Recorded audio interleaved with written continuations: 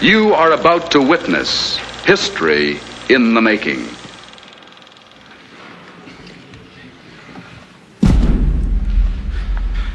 Señores claustrales, sentaos y cubríos.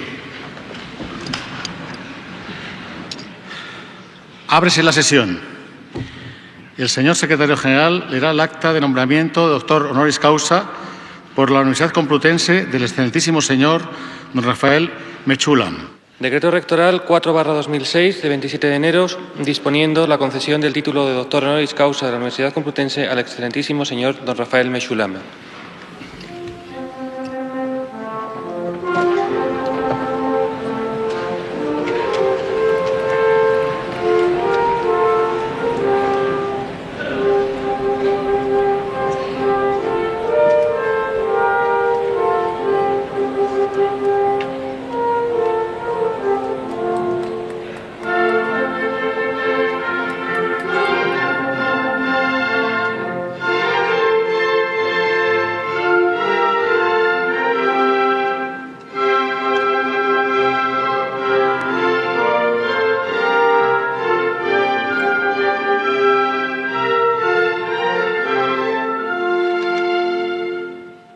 Why did you agree to let me make this documentary about you?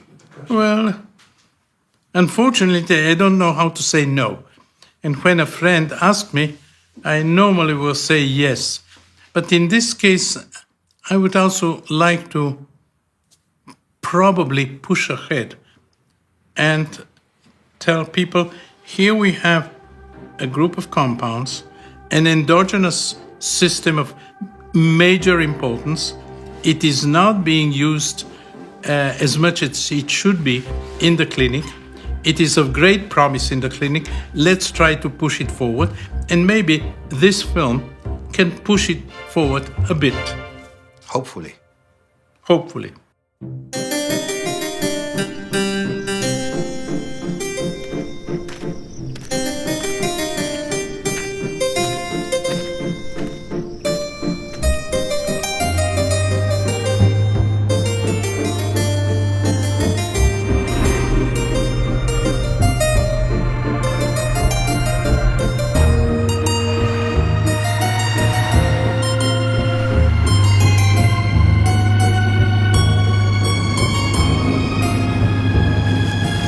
So this is your daily way to work for the last, how many years? 40 years, 45 years. I moved from Rehovot to Jerusalem in 1966, a year before the war. And I've been here ever since.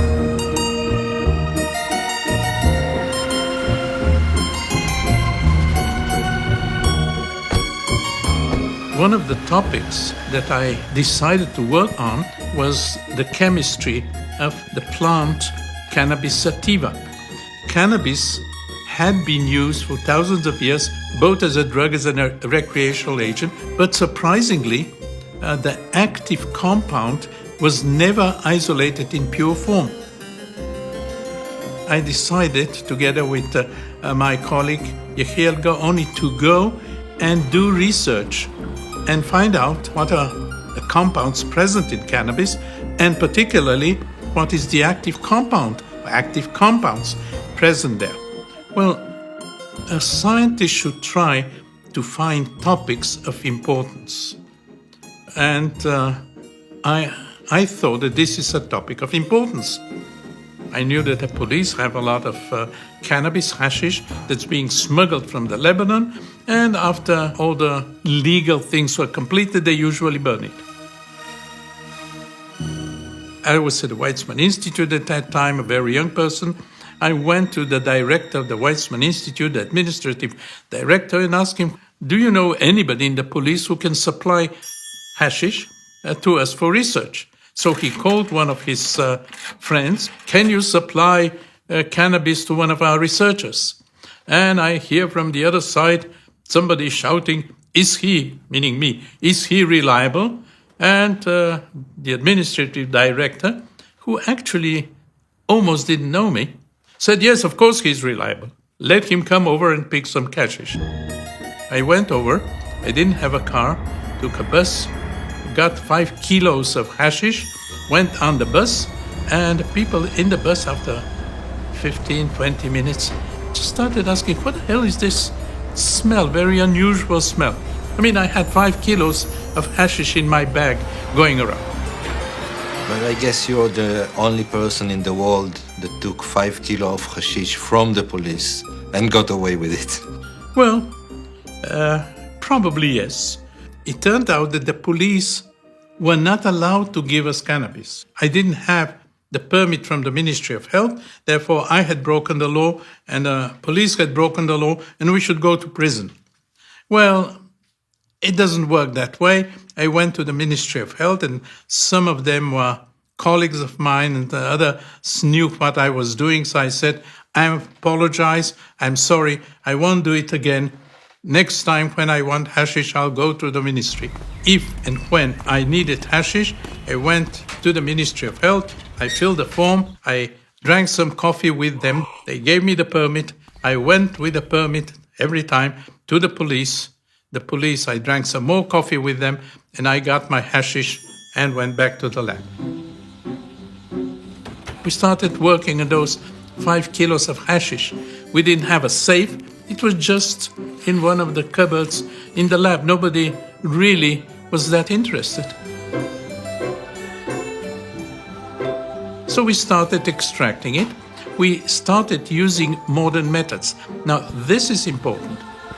Up till the mid-60s, even before that, in order to find the structure of a compound, one had to do a lot of reactions. Then, and we were one of the first to do that in Israel, we found that by using the proper instruments, one could find the structure of compounds without doing a lot of chemistry. We put the compound on a column, it is absorbed here, if there are 2 or 3 compounds. This is the way we separated originally the compounds from cannabis. But that was many, many, many years ago. We separated about 10 or 12 compounds, and these compounds included the only one active compound. Active, we tested at that time in monkeys. I had a colleague who worked in a nearby institute, and he had a colony of monkeys, and he and his group indeed tested these compounds in monkeys, and surprisingly found that only one compound did anything in these monkeys. It sedated them. They didn't sleep, but they were sedated.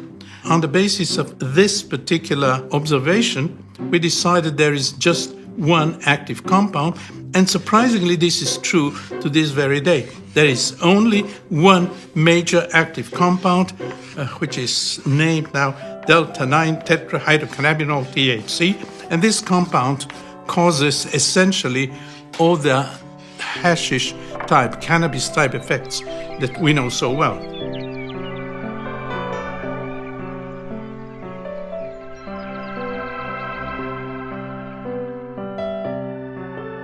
And we wanted to see whether this compound, which acts on monkeys, acts also on humans. So we did a small experiment. There's a wonderful story. It was many years ago about the cake, the special cake that Dalia made. Well, that was the real testing of THC. We had a few of our friends take 10 milligrams of pure THC on a piece of cake that my wife prepared, and 5 took only the cake without the THC, and we compared the effects. None of us had ever used cannabis before. As a matter of fact, very few people had used cannabis at that time in Israel. All those that took the THC were affected, but surprisingly, they were affected differently. Some said, well, we just feel kind of strange in a different world. We want to sit back and enjoy it. Another one said, nothing happens, but he didn't stop talking all the time. A third one said, well, nothing happens, but every 15, 20 seconds, he will burst out laughing. These effects are well known today. People are differently affected. In one case, however, one of the participants got into an anxiety state. She felt, I believe, that her psychological guards, if you wish, were breaking down, and all of a sudden she was open to everybody. So she really got into an anxiety state. In some cases, we definitely see anxiety attacks. Most do not. Most just feel kind of a little bit disoriented, maybe a little bit sedated, maybe a little bit open to discussion and socially open to whatever is being discussed. You remember what kind of cake it was? Well, it was a very tasty cake. But if you want any details, I can ask my wife the exact details. Well, I'm married to Dalia. We've married for a few years, about 60 years now, almost. Can we go back to the time that you met? We were friends in the army, and then a couple of years later we got married. As a matter of fact, we got married while I was still in the army. We lived in Tel Aviv, and I worked in Rehovot, and then 1966 we moved to Jerusalem, and we've been here ever since. בוקר טוב. בוקר טוב. שלחתי. תודה. In this particular apartment ever since. שלום, בוקר בוקר טוב. טוב. מה שלומך? סביר, סביר. אמנם מה אפשר לצפות מיום שמתחיל בזה שצריך לקום? I'm lazy and I forget things, and Dalia, I feel that Dalia has to be next to me if I want to survive on a trip.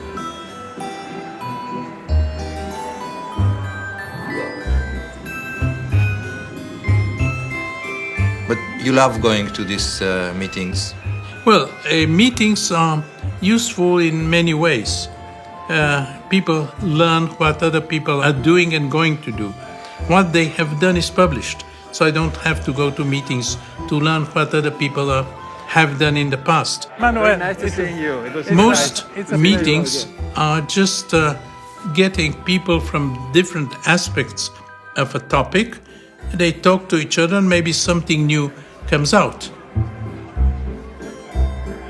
If you really look at the history and what's been going on ever since he discovered THC, it's not just discovered THC and then just, relied on that and didn't do much, but he continued to have such a vision for the next step and the next step and the next step. 9, 8. Is that a test for whether I'm intoxicated or not? Yes. My name is Mahmoud A. El Soli. I am a research professor at the University of Mississippi. Cannabis is what I'm known for.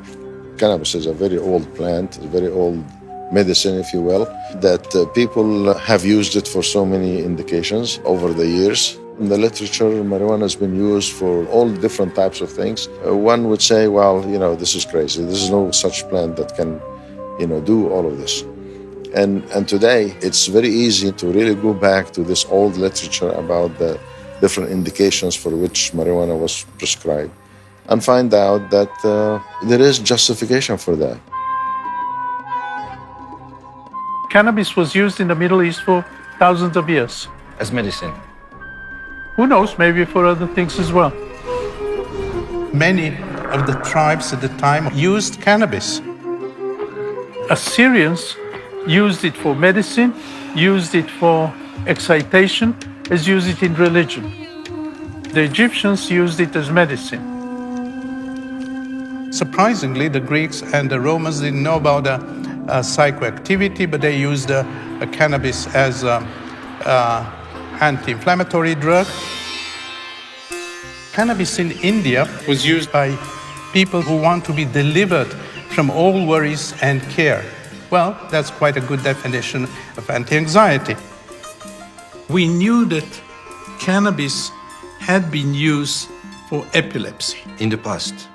In the past, there is, for example, a translation of Arab story of the 15th century, and it says that one of the Arab leaders had epilepsy. Physician came over and gave him cannabis, and it cured him, but he had to take it for his entire life. So the field kind of told us, try it on epilepsy. We first tried it in animals, and it worked. So at this point, we decided to go into humans. Trial took place In Sao Paulo, they had about 10 people that had epilepsy that could not be affected by the known drugs. We started giving them high doses of cannabidiol, 200 milligrams per day.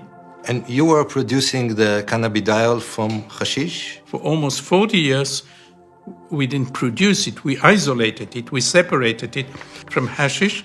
Hashish contains about 4%, 5% cannabidiol.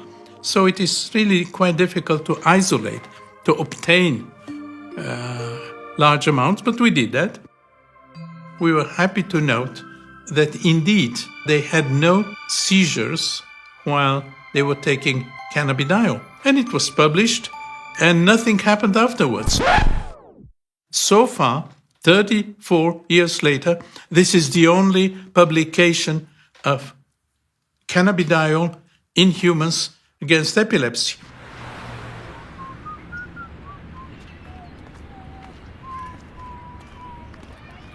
When one starts research, one never knows how it ends. You know how you start. I was born in Bulgaria, and I was a child during the war, though I was very well aware of what's going on.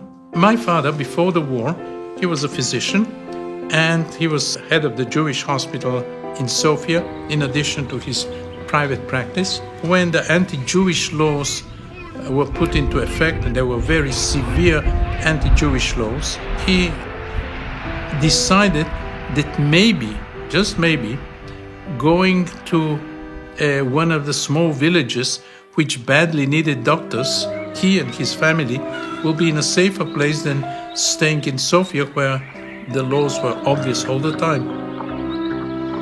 He was appointed as a village doctor in 1942, I believe it was, and for about 2 or 3 years we spent moving from village to village, and he was the village doctor in many of these places. And I didn't feel so bad at that time. In the village, the doctor was considered an important person, and so we were treated very well, and there was no anti-Semitism, and we had no major problems. But at some point, somebody decided that my father should be taken to a concentration camp, and he was taken to a concentration camp, and the concentration camp burned. And my father was the only doctor on the spot, not that he could do much, because he had no drugs, nothing to help them, but he helped them to a certain extent. Then he was shortly thereafter released. Luckily, the Bulgarian Jews were not killed. The conditions were bad enough, but Bulgarian Jews were not killed. My uncle saved them. How? There was in the Ministry of Interior in Bulgaria, they were planning to send all the Jews to Poland, to the extermination camps. So the leaders of the Jewish community said, look, we have to know in advance what they're planning. My uncle was a young man, very representative, really everybody loved him. They say, you find one of the secretaries and become her lover, and she'll tell you everything. And that's what happened. So I have to write that sometime with a greater detail. So he knew, the community leaders knew exactly what was being planned several weeks in advance or even a month in advance. So they then tried to prevent it by talking to people in the parliament and so on. And the people in the parliament said, that's against the constitution and so on. How the hell did you know that they were going to do it? Oh, we just heard about it. After the war in 1948, 1949, most Bulgarian Jews came to Israel. We came 1949. I worked for a limited period of time as a land surveyor, and later I went into the army, spent a couple of years in the army doing research, as a matter of fact, research on insecticides, and I took my PhD degree on a topic, natural products related to biological problems. I did the same when I went to the Rockefeller Institute. When I came back, and I got a position at the Weizmann Institute, I was looking for problems that are in that field, namely chemistry problems related to biological problems. But why cannabis? You see, doing research in a small country with a very limited budget, my philosophy was that one should try to find out topics that are not being pursued by the major groups throughout the world. We cannot compete with them. It's obvious that we should try to find, by studying the literature, by thinking about important projects, we should follow research pathways that were not being followed by major groups. Nobody was working on cannabinoid chemistry. So we thought at that time that this is a project worth following. In 1986, in the introduction to cannabinoids as therapeutic agents, after summarizing the knowledge about the historical use of cannabis, you leave us with a question. Are we missing something? What is that thing? We knew a lot about the plant cannabinoids. They had been evaluated in the test tube. They had been evaluated in animals, to a certain extent in human patients, but nothing was known at that time about the mechanism.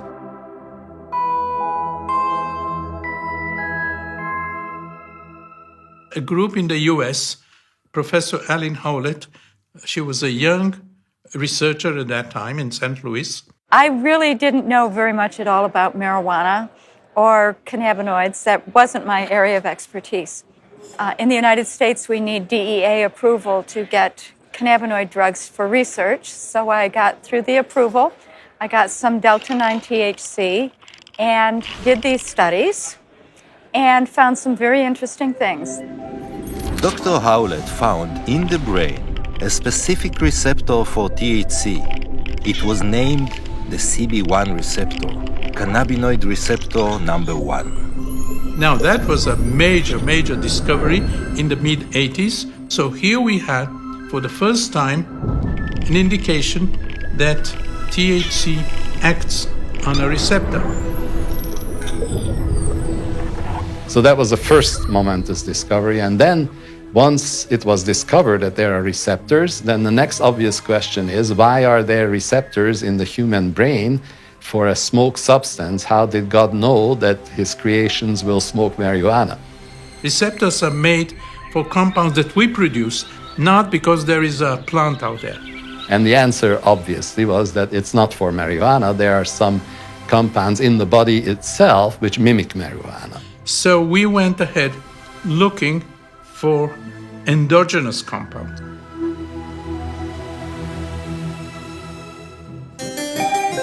In my lab, there were 3 collaborators who contributed a lot in this research.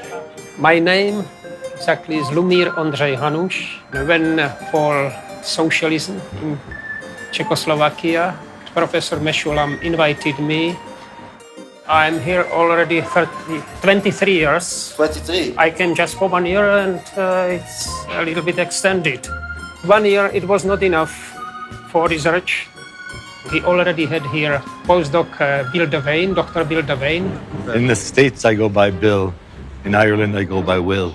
Okay, run over. He used to come late in the afternoon and then work throughout the night. And Aviva Breuer, she worked with me in the lab for about 30 years. She still works with me in the lab. She used to come early in the morning. So sometimes they would meet here. If it was 5 o'clock in the morning, she would come in and he was just about to leave. In 3.5 years, we never had a lab meeting. Looking for the endogenous cannabinoid, a lot of brains were involved, not only brains of the researchers. Well, we initially worked on brains of pigs. It is generally accepted that the organs of pigs and the organs of humans are somewhat closely related. And probably pigs and humans are also somehow closely related. Well, I'm not sure that the pigs will be very happy to be related to humans, but that's something else. So we wanted to work on pig brains. And the pig brains are not so easy to get in Jerusalem. It's not kosher. I took my car, Bill and I went to Tel Aviv, bought a few kilos of pig brain. The butcher thought that we are having a party. We were going to do something with it, cook the brain. Each time when we came to buy it again, so price was higher. At the end, it was very expensive. I got the brain and just made some fractions and put it over a sand column and separated a few fractions and tested them for how they bound to the receptor. And I thought, oh, it won't take long, you know. I came just for 1 year. But after 1 year, with Bill, still we didn't have pure compound. So we asked Professor Mechoulam to extend. Shalom. A few other labs were already looking for compounds. He thought we might be scooped by some other lab. But we told him, just try it with us. We are very close.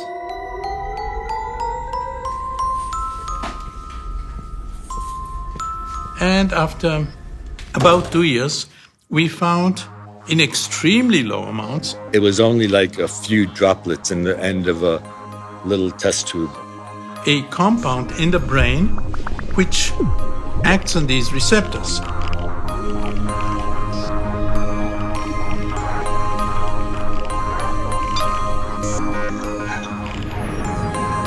And of course, as with every important discovery, no single lab usually has all the expertise. So Rafi was such a well-known figure in the field that he was able to put together a team of outstanding colleagues, including Roger Pertwee. I'm professor of neuropharmacology at the University of Aberdeen. Considered one of the top experts in cannabinoid receptor research. But they then needed to see whether it behaved like we expect a cannabinoid to behave. So we just developed a new assay for doing that. So they sent me some anandamide, and we were able to show in our laboratory that it did behave like we would expect a cannabinoid receptor agonist to behave. We've had other collaborations since then, but that was very much the most exciting one. We hadn't figured out the name of it yet, though. The chemical name is arachidonoyl ethanolamine. We could have left it at that. We thought that maybe it has to do with mood, emotions, things of that sort, and therefore we thought, well, if it causes some kind of changes in emotion, maybe it causes happiness. If you smoke marijuana, it gives you a certain bliss. So the natural compound also is responsible for that same type of a bliss, an internal bliss that you have, you know. We looked for a good name, and although some people do not agree with me, but in Hebrew there are not too many names for happiness. For sorrow you can find a lot of names, but for happiness, not for extreme happiness. We've looked into Assyrian things, but the Assyrian things are more complicated. They call cannabis, with apparently a lot of THC, they call it ganzigunu. Well, call the compound ganzigunu was too complicated.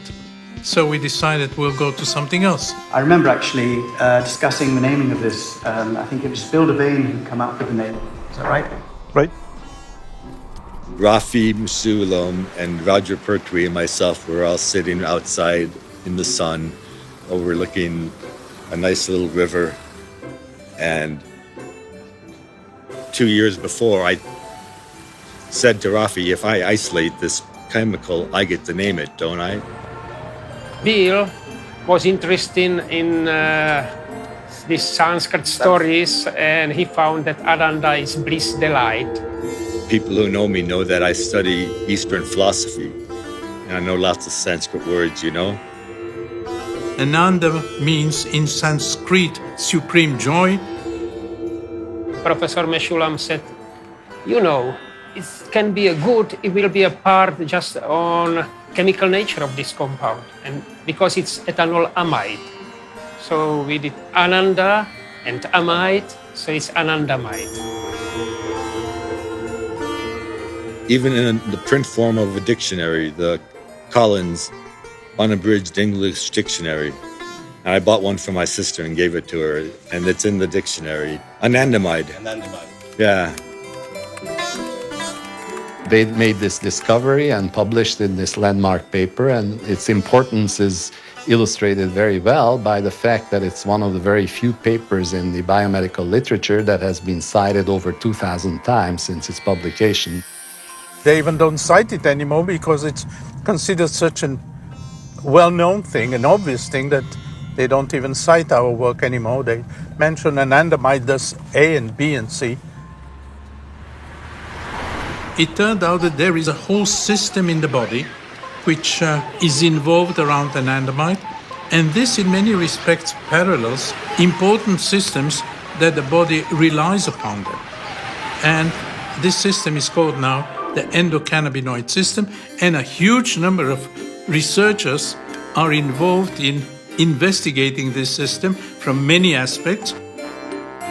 I'm a full professor of biochemistry. The basis of my work was to understand how the nervous system works. I usually go by Dr. Mary Abu. The CD2 receptor is we're trying to discover how the world works, or in our case, how cannabinoids work and how the brain works. Are there additional receptors? We know CB1, CB2 are receptors. Can you see a difference between the oral administration versus the smoked form, which is a very similar? In this model, we found that activation of CB2 was effective. A compound which we haven't managed to isolate yet, but we strongly believe exists. The endocannabinoid system is complex, it's very challenging. If the animal, during the time-out period, is still pressing the lever, is because he has lost the control. It's just perhaps not easy to describe, actually, how... You know the beginning? It says, nel mezzo del cammin di nostra vita mi ritrovai per una selva oscura, che la dritta via era smarrita. How all of a sudden the poet found himself in a strange place, a black forest. Selva oscura is a black forest, and he was lost.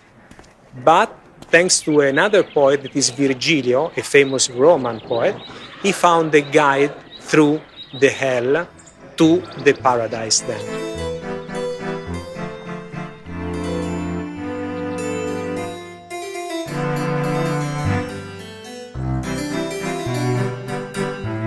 לפני הרבה שנים עשיתי דווקא דברים טובים, הייתי מצלם מקרוב מאוד דברים, והם נראו מאוד מעניינים ויפים, אבל זה מה שאי אפשר לעשות הכל.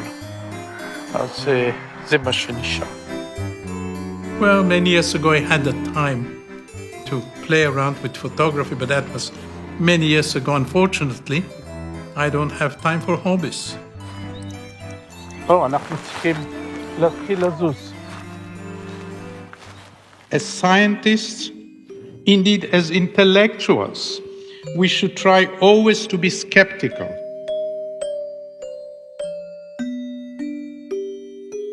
So in 1995, you had an idea of testing THC on children.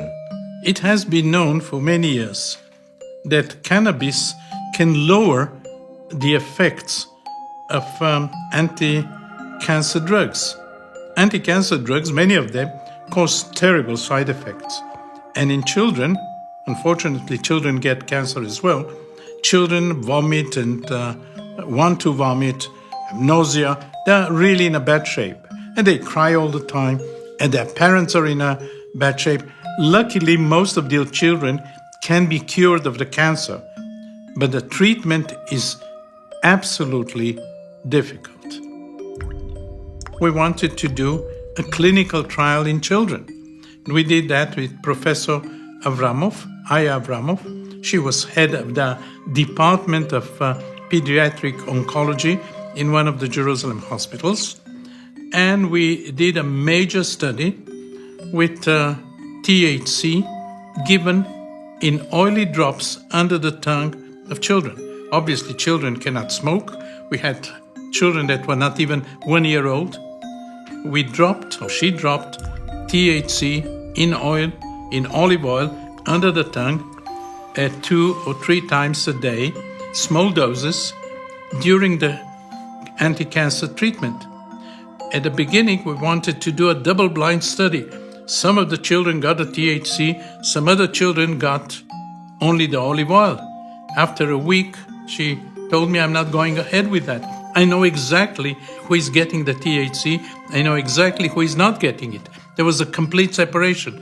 Those that didn't get it continued to vomit. So she went ahead doing an open study, and she gave THC, pure THC, under the tongue about 400 times, which means that those that were involved in the experiment got it every time they were treated with whatever they were being treated. And at the end, we saw that we had complete block of vomiting, complete block of nausea by small amount of THC, which did not cause any psychoactivity, nothing. So here we had a complete therapeutic effect. And we published that, and again, essentially nothing happened. Finito, that was it. It's still not being used in children. And you think it's a good idea to use it for Well, children? I believe it's an excellent idea because we help those children that suffer. But I have no influence on oncologists.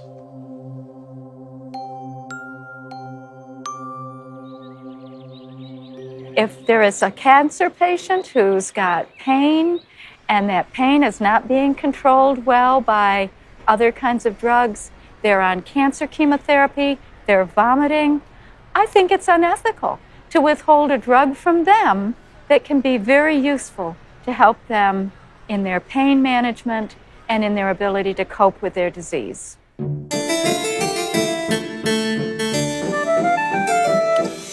In about 1999, he came up with a concept with Dr. Ben Shabbat of the entourage effect, the idea that there were many compounds, endogenous cannabinoids, some seemingly inactive on their own, but together they make this beautiful music.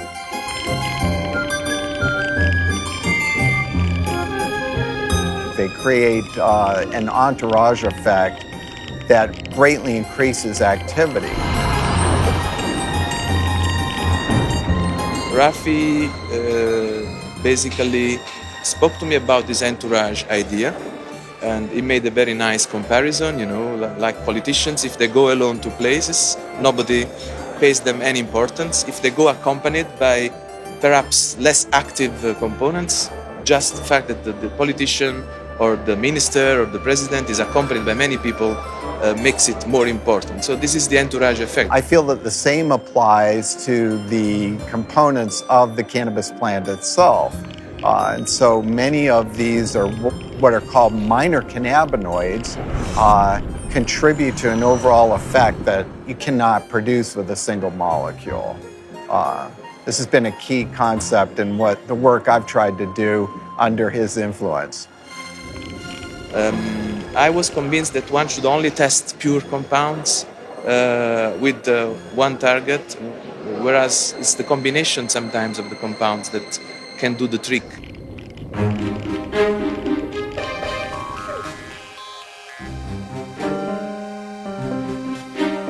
A very serious group of researchers has recently published a paper saying that the endocannabinoid system is involved in essentially all human diseases.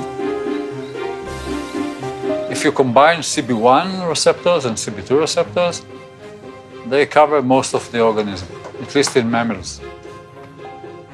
We are mammals. We are mammals. Okay. But when you talk of mammals, you talk of horses and dogs and mice and rats and rabbits and lions and... We all share the endocannabinoid system. I believe so. I believe so. And it has been demonstrated in many species. Because now suddenly everyone has cannabis in their bodies, or everyone has a cannabinoid in their bodies, so it can't be bad. These molecules that we all have are so critical from the birth to the death of each of us in health and disease. He suggested that endocannabinoids in the milk of mothers actually may contribute to the hedonic effects of the milk. And it turned out to be all is true, actually. So he has a great vision. And then I know that he suggested to Itai Bab that he should look at the bone. Why would anybody in the world, actually, without preconception, look at bone development? רגע. כמובן, דש לדליה. We're going to my lab. We can go through the bigger entrance. Or to the small entrance here. My name is Professor Itai Bab. I am the director of the Bone Laboratory at the Hebrew University of Jerusalem. We're going to see now the cannabinoids in bones? Yes. Okay. So you do have a laboratory here. You've been here. We have discovered the skeletal endocannabinoid system. These are osteoclast cultures. Osteoclasts are cells that break down bone. Okay. So she's analyzing the effect of cannabinoids on the number of osteoclasts. This is the growth engine, which is similar in mice and humans. You see here the brown cells, these are CB1 receptors, these are C receptors in the engine. We've got a lot of research now going on because now we know there are CB1 and CB2 receptors in those kinds of cells that either help degrade the bone or help rebuild the bone. In this day and age, people are living, women beyond menopause, men well into old age, and we're going to have to think about how to preserve those bones so they can last another 40 years after menopause. When a woman becomes pregnant, basically the body should get rid of the embryo because the embryo, to a certain extent, 50%, comes from a different organism from the father. The body doesn't do that. We don't know why the body doesn't do that. It's kind of a lowering of the immune system, certainly around the embryo. And it seems, it's quite possible, that the endocannabinoid system, in a wide sense meaning, may be involved in prevention of this kind of immune effect, which is the basis of our life. I mean, obviously, if the embryo is kicked out, there's going to be no life on this planet.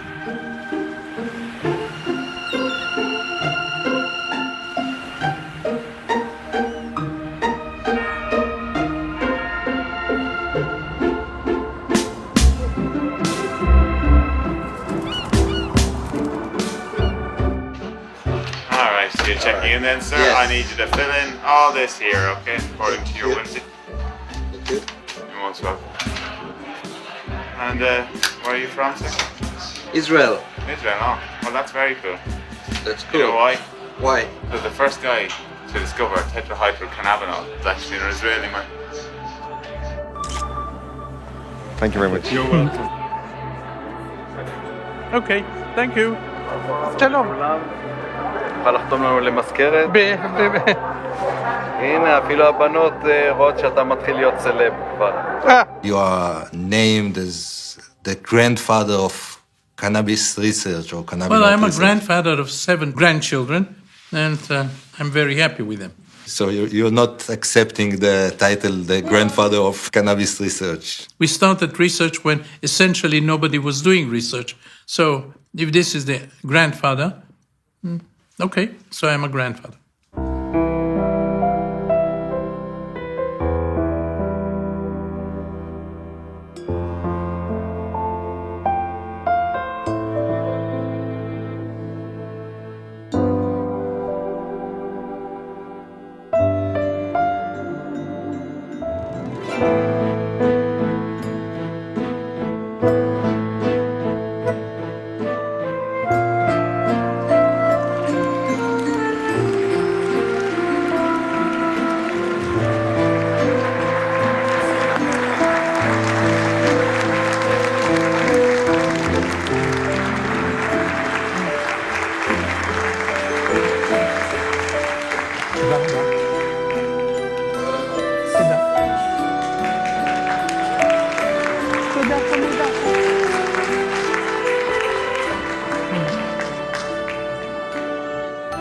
el claustro de la Universidad Complutense, a propuesta de la Facultad de Medicina y en testimonio del reconocimiento de vuestros relevantes méritos científicos, habéis sido nombrado doctor honoris causa.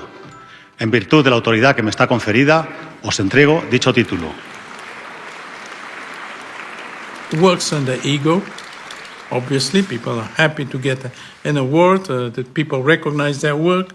Definitely, I mean, it would be silly to say that I don't care. Yes, definitely I care, like anybody else. Os impongo como símbolo el birrete laureado, antiquísimo y venerado distintivo del magisterio, llevando sobre vuestra cabeza como la corona de vuestros estudios y merecimientos. I've received quite a few awards in different places in the world. Recibid el libro de la ciencia, que os cumple enseñar, difundir y adelantar, y que sea para vos significación y aviso de que por grande que sea vuestro ingenio fuere, debéis rendir acatamiento y veneración a la doctrina de vuestros maestros y predecesores.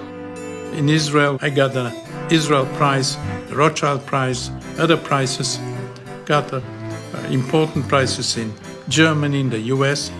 Had awards in the Czech state. Recibid el anillo que la antigüedad entregaba en esta venerada ceremonia, como emblema del privilegio de firmar y de sellar los dictámenes, consultas y censuras de vuestra ciencia y profesión, así como los guantes blancos, símbolo de la pureza que deben conservar vuestras manos, uno y otros signos también de la distinción de vuestra categoría.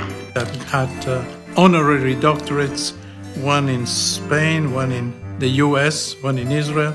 Porque os habéis incorporado a esta universidad, recibid ahora, en nombre de su claustro, el abrazo de fraternidad de los que se honran y congratulan de ser vuestros hermanos y compañeros.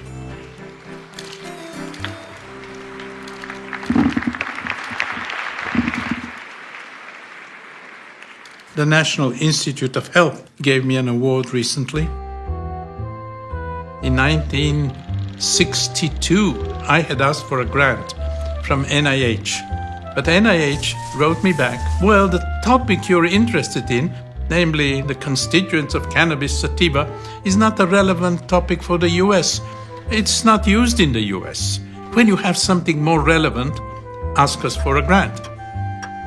So a year later, I got a phone call from one of the main pharmacologists of the National Institute of Mental Health, said he's interested in cannabis. So all of a sudden they had a change of mind. So I asked them, what happened? Well, apparently somebody high up, an important person, maybe a senator, had called NIH and asked, what does cannabis do? It seems that his son had been caught smoking pot. What? Yes, it's the truth, Father. And I'm pretty ashamed of it. And he wanted to know whether the marijuana destroys his mind. Now, they didn't know anything about marijuana, and the only thing that they actually knew was that a young person from the Middle East had asked for a grant and was working on it. So pharmacologists came over and asked me, are you still working? And said, yes, we had just identified the active compound and we had a large amount of the active stuff there. We had about 10 grams of THC. So he said, please give us the 10 grams and we'll do a lot of pharmacology in the US. So he got the world supply of THC. Nobody had THC at that time. Got the world supply of THC, took it to the US. Actually, he probably smuggled it because I don't think that he had a license so he could take it to the US. But then, of course, nobody was looking for THC. It was not a known compound. So he took it to NIH. And for the next couple of years, most of the research in the US on THC was done with material supplied by us, those grams that they took. And for many years, nearly 45 years, I was supported financially by the National Institute of Health. And they never interfered with my research.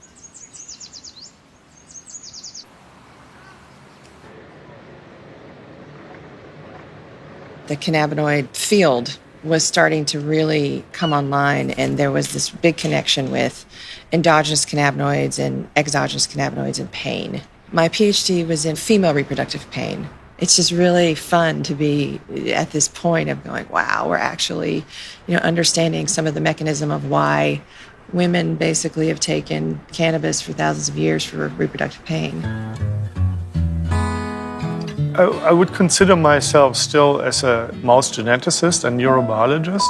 So our approach is to make mutant animals. So almost every talk that you hear contains some data that were generated with the mice that we generated, that we made. You get seniority if death you can't avoid. The lab was up to me. I chose cannabinoids. Heard it's a fun house where a little lab mouse can partake. For several years, I was researching motor neuron disease, amyotrophic lateral sclerosis, and was able to show that THC was actually protective in a mouse model of ALS. The mice that were given THC lived a little longer and did a little better than the ones that did not get treated with THC. So that was really exciting work. Pass that new compound over to me, doc. Then I'll swim around. You can punch the clock. Work on mice has been done in so many areas that I normally joke, saying that if I were a mouse, I can be treated for just about every disease around. Well, it is partly true. I ain't cynical, life's a clinical trial for mouse or man. Anandamide and 2-AG, although they were discovered almost 20 years ago, 15, 20 years ago, they have never been administered to a human. So we speak about mice. Well, mice are nice animals, but they are definitely not humans. Let me nibble your cannabis-roll. Just let me nibble your cannabis-roll. Obviously, mice can be treated with cannabinoids for cancer. Mice can be treated for all kinds of other diseases, which in humans, the answer is no, it has not been tested. Can cannabis cure cancer? Well, first of all, we know that THC lowers the effects of cancer treatment. But what you're asking is it an anti-cancer drug? And the answer is, I don't know. And the reason for that is silly. It has been tested in the test tube. THC has been tested, cannabidiol, crude cannabis has been tested in the test tube. And yes, in many cases, it blocks the development of cancer cells. Yes. Professor Guzman is a major researcher in Spain. He has worked on the mechanisms through which cannabinoids act on cancer. In our hands, classical cannabinoids are the ones that work best, by large, in inducing cell death in cancer cells. THC comes from cannabis or comes from synthetic? THC coming from cannabis. Yeah. Oh, okay. So it's THC, the real THC. Now we know that cannabinoids can exert anti-tumor actions in animals, not only in brain tumors, but in many different types of tumors.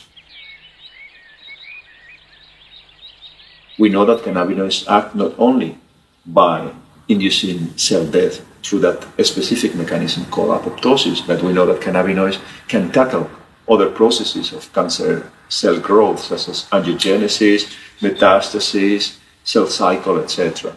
He even did a small clinical trial. We did a trial with 9 volunteers that had a very malignant form of brain cancer, glioblastoma multiforme, and we observed some positive effects of cannabinoids in survival of the patients and also on tumor growth, based both on imaging techniques, magnetic resonance imaging, and also based on the measurement of some biomarkers of tumor progression. Though we have done quite a lot in the field of cannabinoids and endocannabinoids, we have not done enough in clinical trials. This is something that has to be done. If this is not done, we will certainly miss a lot and we will not be helping human patients. It should be done. I have one dream that comes on and off in very different ways. I'm in a city that I don't know, and I don't know how to go back to the hotel I'm staying, and I don't remember the name of the hotel, and I get into an anxiety and I wake up. And this has happened many, many times. I think it has to do with whatever happened in the Second World War, when my parents told me, remember these names and these addresses, because if we disappear, you should go there. Which is, well, not very pleasant, which is quite a shock, probably to a child. And of course, we were very afraid that we'll be separated, my parents and I. I was afraid. I now remember more than I did over the many, many years that have passed since then. All the people, they start remembering things that happened in their childhood.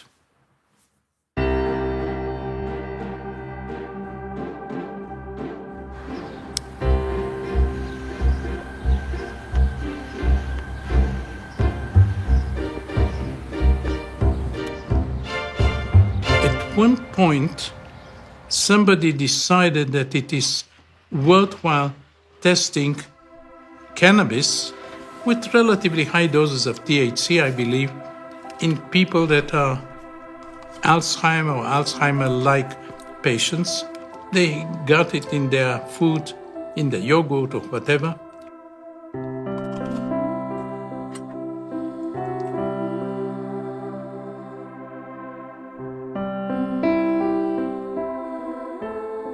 Some of them, I believe, not all of them, but some of them were in a better shape. Some of them started speaking, their eyes became brighter. In one case, an ex-writer started writing again. In another case, a woman said, I feel fine, and went home. So it seems to be helping the symptoms of Alzheimer or senility.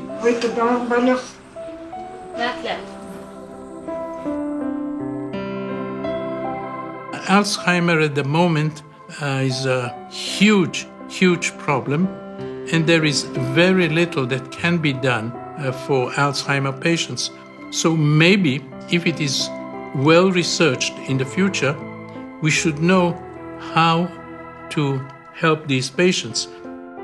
We're dealing here with a population of millions, and this population will grow because in most countries, Western countries at least, the number of older people is growing all the time. We are lucky that cannabis is not toxic.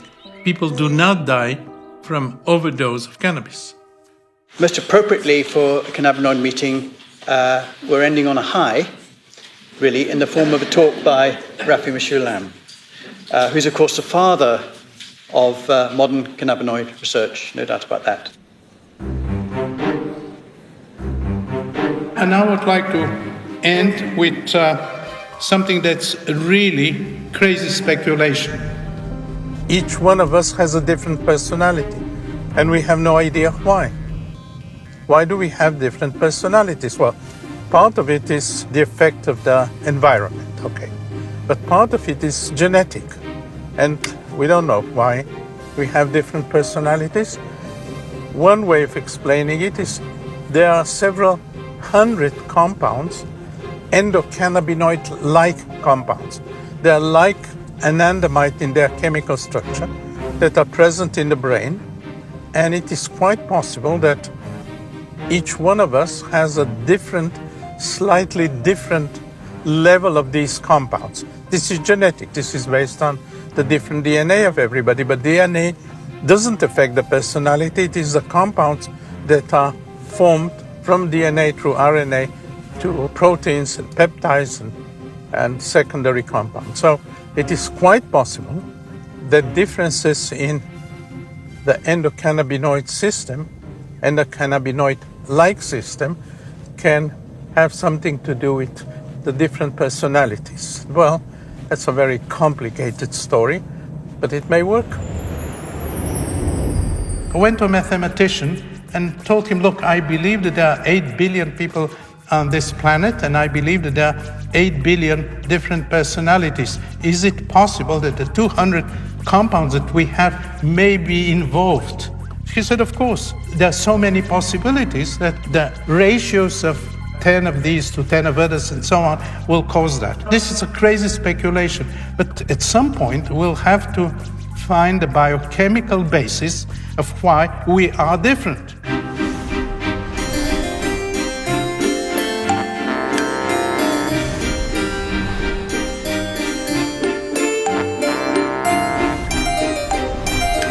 Many years ago, when I had an administrative position in my university, I was rector, I was told never give an after-dinner speech before the dinner. And I sincerely apologize for doing so now.